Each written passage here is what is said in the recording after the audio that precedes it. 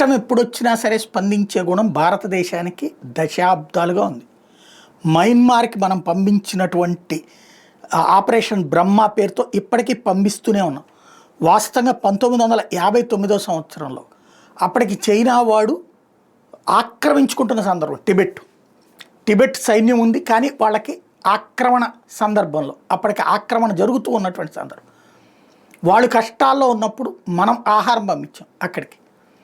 ఆనాటి నుండి ఈనాటి వరకు కూడా మన చుట్టూ ఉన్న దేశాలు, శ్రీలంకకి సమస్య వచ్చిన, బంగ్లాదేశ్కి సమస్య వచ్చిన, నేపాల్కి సమస్య వచ్చిన, భూటాన్కి సమస్య వచ్చిన, పాకిస్తాన్కి సమస్య వచ్చినా కూడా పంపించాం. ఆ మధ్యన పాకిస్తానే రిజెక్ట్ చేసింది, కానీ మనం పంపిస్తానే ఉంటాం.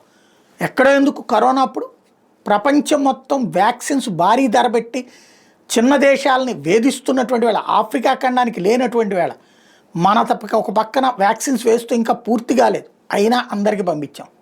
అమెరికా వాడికి పూర్తి అయ్యేదాకా ఎవరికి పంపించాలి, మనం ఓ పక్కన జరుగుతుండగానే అక్కడ పంపించాం, ఉచితంగా ఇచ్చాం చాలామందికి. అది భారతదేశం స్పెషాలిటీ.